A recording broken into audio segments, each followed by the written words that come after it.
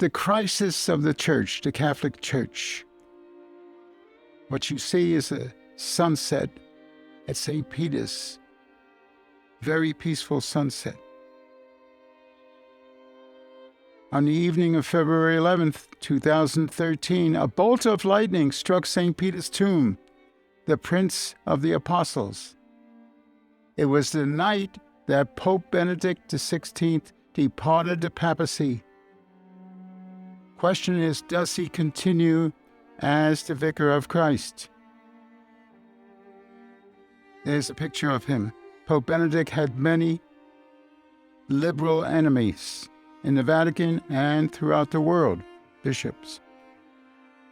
So, to quote him, it was a dramatic struggle between the so-called Salt of the Earth party, including cardinals listed there, and a group called the St. Gallen Group. And he defined that as a kind of mafia club. So Cardinal Ratzinger was elected the 265th Pope in April 2005. Of course, he allegedly retired in 2013.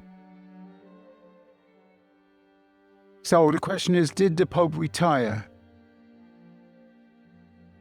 Now, Canon Law 332-2 says that if the Roman Pontiff resigns his office, it is required for validity that his resignation must be freely made and properly manifested. He must resign without pressure, willingly, mentally, and spiritually. So, Benedict has not given up his name or his white cassock, and the correct way to address him when you meet him at the Vatican or at St. Peter's is Your Holiness.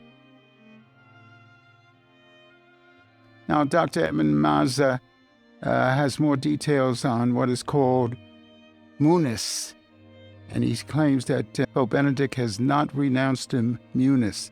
You can go to his website there at edmundmazza.com. So what are some of the imminent disasters that we experienced and will experience? The global mortal calamities.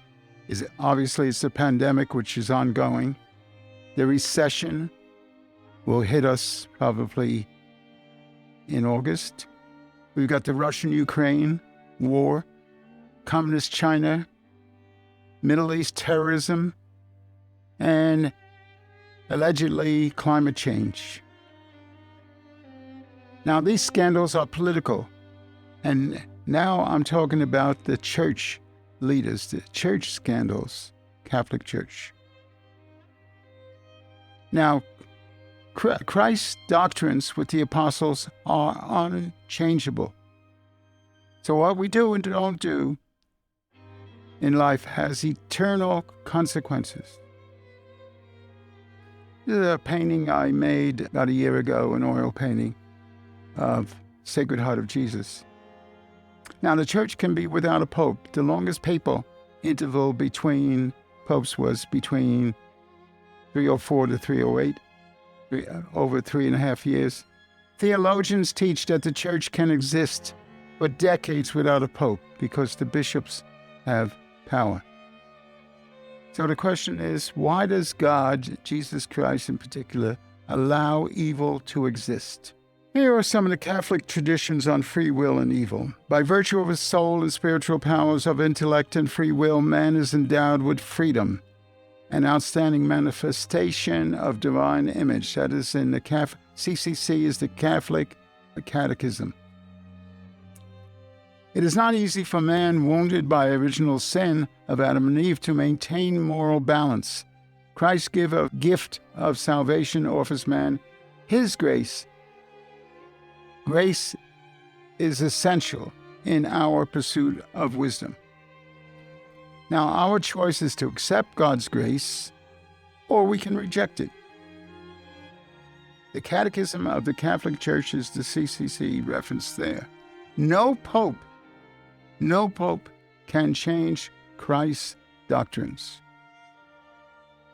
Here's a picture of me when I was in the Holy Land in Jerusalem.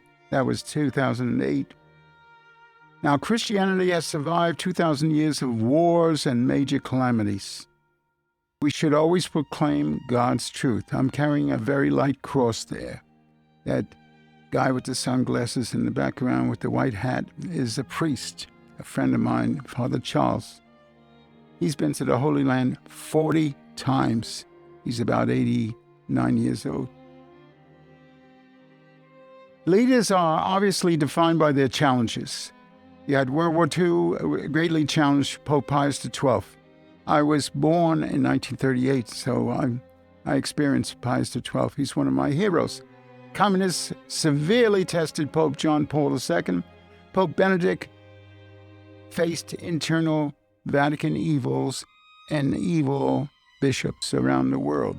Pope Francis' trials are modernism, which Pope Pius X warned us about. Modernism and his leadership. Now, this author experienced these chaotic events. It left an enduring imprint on this writer. There's the Pope looking at a symbol of Jesus Christ, a sickle and a hammer made into a crucifix. If one listens to Francis or reads his books, as I have, he is openly promoting socialism, extreme socialism. So what is socialism? Here's some quotes from two popes, Pope Pius XI and Saint John Paul II. Okay, I'll read Saint John Paul II. Socialism maintains that the good of the individual can be realized without reference to his free choice, to the unique and exclusive responsibility which he exercises in the face of good and evil. So the key issue for all Christians and Catholics is Francis' socialism, his socialism views, his novel, very novel, moral theology. So leadership, of course, starts at the top. You got, in this country, the President, the Congress, and the Supreme Court. 3 branches. The bishops wear red robes, which symbolizes their willingness to shed their blood to protect the church. So bishops' duty is to teach 3 things: teach the Gospels, shepherd the flock, and they must submit to sacred pledges. The vicar of Christ, if you read Matthew 16:19, is the successor to Peter chosen by Christ. He is given the keys to heaven and hell. Pope Francis said publicly, "I am not the vicar of Christ." So who controls the keys to heaven and hell? I might add, to be silent before error is to be repulsive to God. So here's Pope Francis' novel moral theology. This writer, Larry Chapp, of the National Catholic Register in July this year, said his moral theology is proportionalism or consequentialism. So the Pope wants to correct what he considers overemphasis on natural law and moral reasoning. That's his exact words.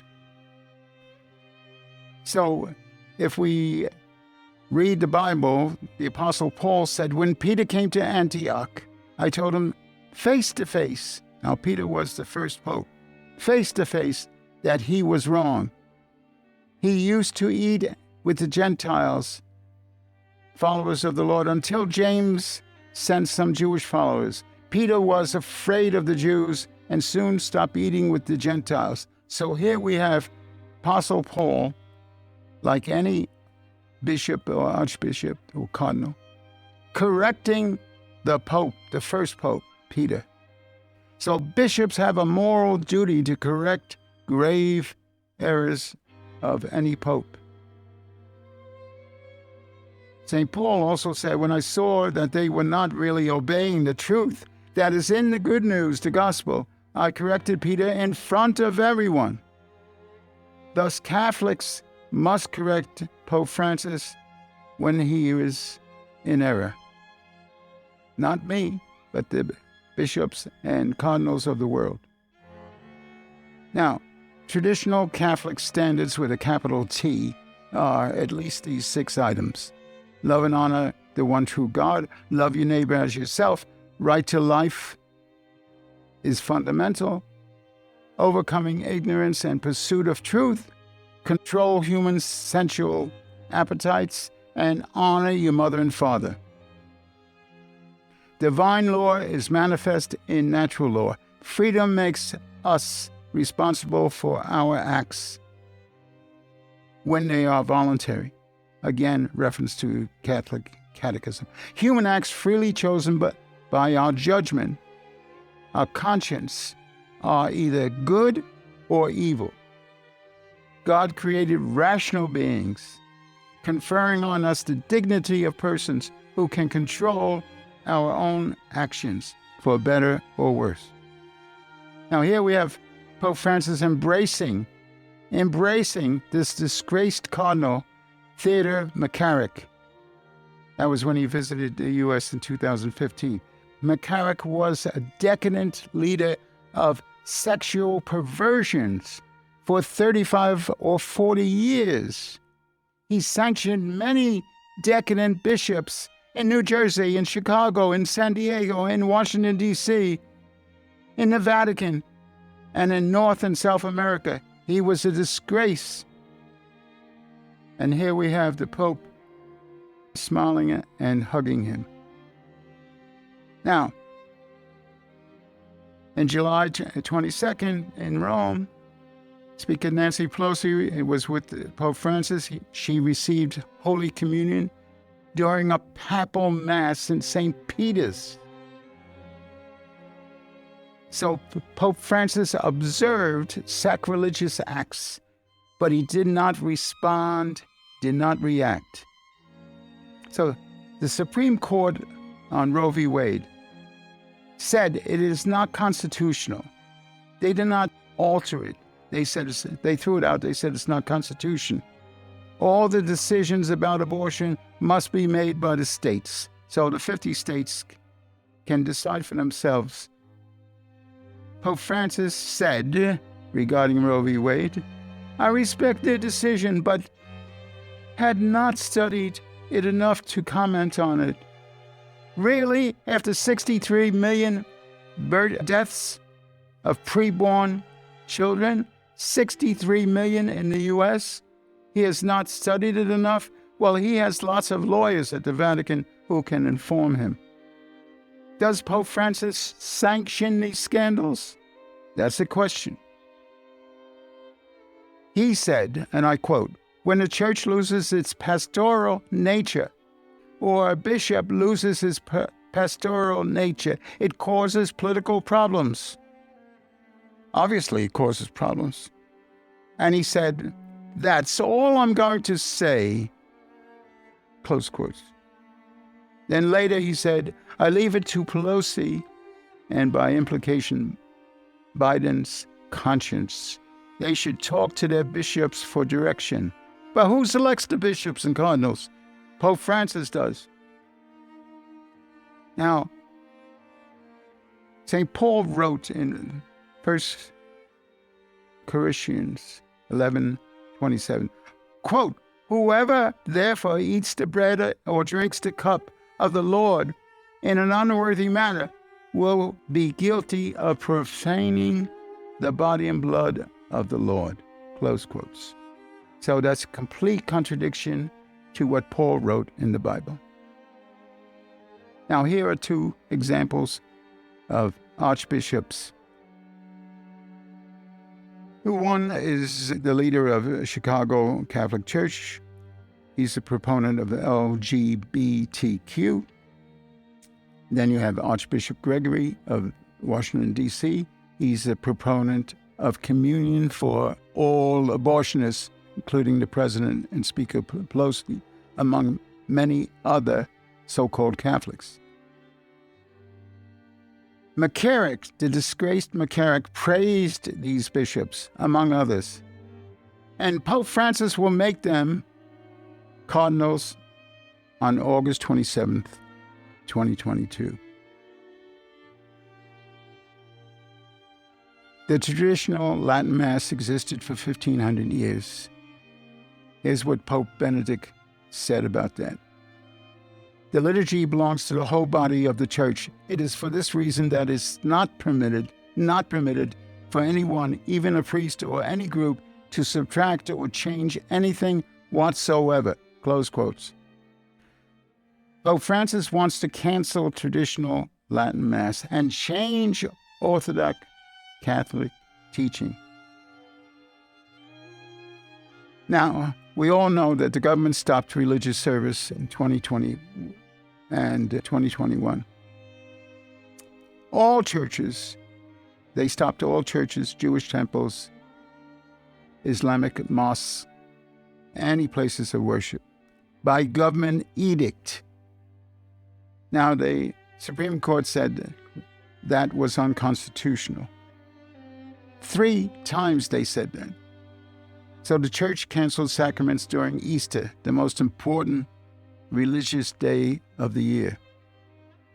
So the question is, why did most bishops, not all, throughout the United States consent to illegal government decrees? The government lacks constitutional on anything to do with religion. Bishops have to oppose erroneous government laws. Now, later in 2018, the Vatican produced a whitewashed report. I call it whitewash, because McCarrick endorsed corrupt bishops worldwide. As I said, New Jersey, Chicago, San Diego, D.C. And Pope Francis continued to use this disgraced Archbishop between 2015 and 18. This depraved Cardinal drafted the secret deal between the Vatican and Communist China. The Pope asked our Archbishop Vigano, who was the nuncio for 5 years in the U.S., about McCarrick. He knew everything about McCarrick. He didn't have to ask him. Why did Pope Francis continue to use McCarrick for the secret China deal? That's the question. That's a key issue. Plus, he used McCarrick to negotiate the deal with Communist China. Here is Secretary of State Sodano. He was the most powerful Cardinal Secretary of State in the Vatican for many decades. Finally, he was told to retire by the Pope. For example, Secretary of State Sodano stopped Cardinal Ratzinger from prosecuting a decadent sex abuser. Pope Benedict finally defrocked him in 2015 when he was the Pope. He didn't have the power. Sodano stopped him. We have decades of Vatican banking scandals.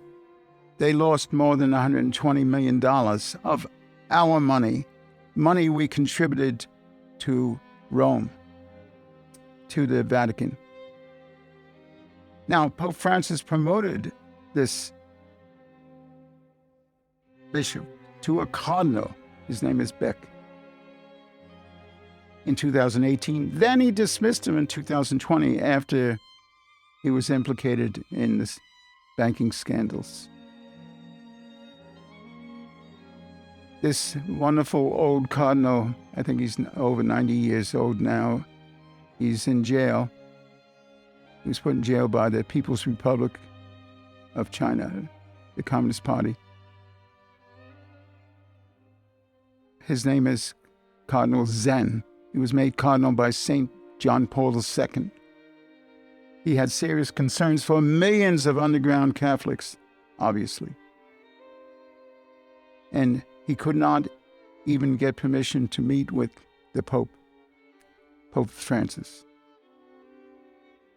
So millions of Catholic children are not allowed to go to Mass. Millions of Catholic children cannot receive instruction in Communist China.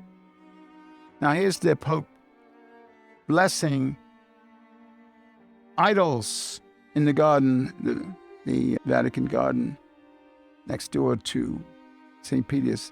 He also received those idols on the altar of St. Peter's Basilica.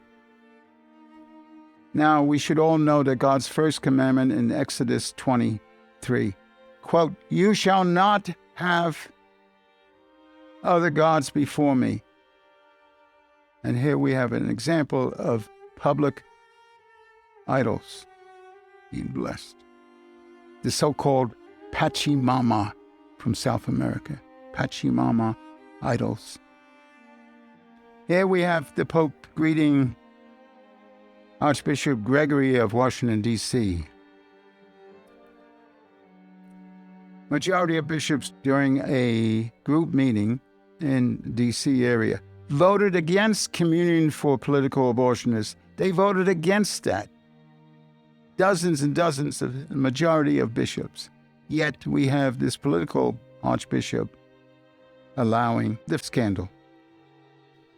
Then we have the celebration of the 500th year of Luther's Reformation. And the Pope says, this is the path we need to take. This is or will reform the Church. Now, this is obviously false teaching as defined by traditional Catholics and the Catechism. The Church's greatest reformer, Luther, was a saint, according to Francis. A saint. He was excommunicated 500 years ago. So we have examples of Pope's novel moral teaching. And I quote again, "As the family goes, so goes the Church," which is true. As the Church goes, so goes the family. Christian freedom depends on spiritual strength. That's obvious. Spiritual strength vastly diminishes the significance of formal rules. That's wrong.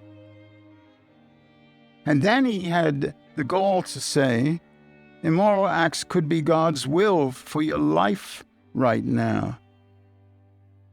So that's an amazing quote. Now, we all should know that God never wills evil acts. Never. Here we have the Pope kissing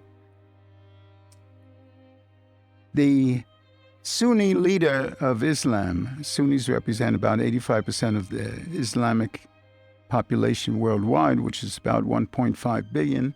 So they represent 85% of that. And Francis claims, quote, "The God of Allah and Christianity are the same," close quotes. So this is contrary to traditional Catholic Church teaching.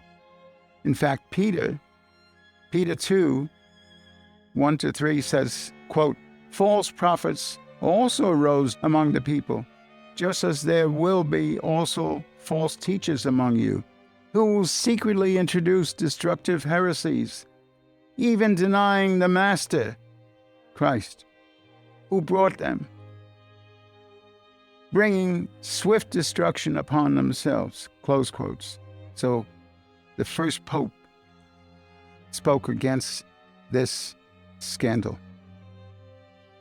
So untrue teaching by any leader in the Catholic Church or any church can be manifest heresy. Now we have about 7 manifest heresies here, or at least contradicted teaching. Number 1, abortion scandals,